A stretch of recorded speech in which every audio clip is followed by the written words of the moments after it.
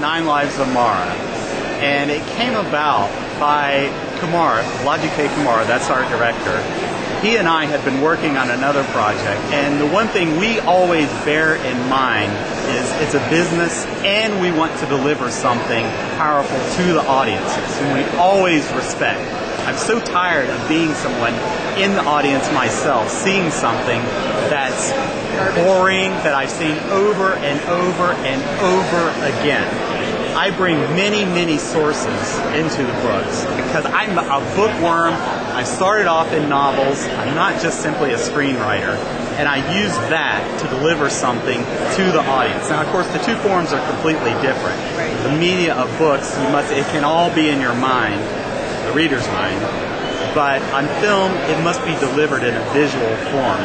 And of course, conscious as well. We have to remember how much something's going to cost. What I've seen with a lot of low-budget films is essentially they take Lord of the Rings and let's just do it for $200. It's impossible. You cannot do that. You have to start. What they're doing is starting up here and working their way down. We don't want to do that. We want to deliver absolutely the best thing we can for the lowest amount of money. So that's the reason we shot this, Panavision 35. We did not want to go the DV route. We absolutely wanted something that was a quote-unquote real movie, and we wanted to make it hard for ourselves, so to speak, because when you make things hard for yourself, if there's a problem, you can solve it. It just takes brain power and energy and willingness to solve that problem, which is exactly what we did with the film. I first started off, to answer your question, wow, that was really roundabout. It's okay. You're getting your money's worth here, trust me. We started off on a budget of $50,000 for another film, which, as far as movies go, is absolutely nothing. Right. I mean, beyond nothing. That's the change behind your couch, and you've lost part of that fund, so to speak.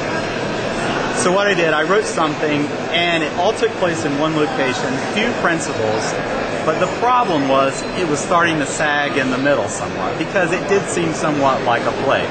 So after writing the entire thing, it's like, okay, we can't do that, because again, coming back to respecting the audience, scrap the entire thing.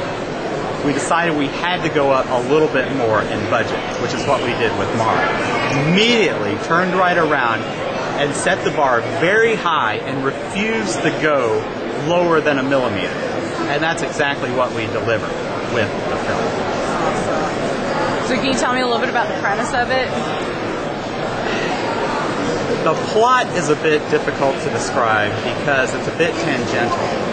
It goes off into the elements of Lovecraft and madness, which, as you can imagine, if you're familiar with Lovecraft's work a lot in the mind, and there's this erosion that happens when you read his work of your mind. It almost feels like it's running out your ears.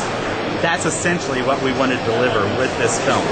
But the plot itself concerns a 12-year-old boy who's lost his mother. She died early on. The reasons aren't important. She's gone, and now he's faced with a new stepmother who may or may not be a witch invading the home. Now, in my mind, she is, because I decided the interesting premise, that the twist we wanted to do is, I've seen over and over again these films where someone is supposedly crazy, and by crazy I mean the Hollywood crazy, where you see them in a straitjacket and they're Cocoa for Cocoa Puffs and they do all the things that basically people who are mentally unstable don't do. My wife's a therapist, so we took the subject very, very seriously. We wanted to show it the way it actually is, because when you see that, when you can actually feel your mind leaving you and you're seeing things that aren't there, that is very, very scary. And that element is in the movie. We don't need the black cats jumping out at you every 5 pages or someone chasing you with an axe. So what we did was we took that element, we incorporated that in, and as you watch the movie, it progresses further and further into madness, where you're at the end of it, you don't know whether the person's completely insane or not. I thought, what if he's both? What if he's crazy and she is a witch?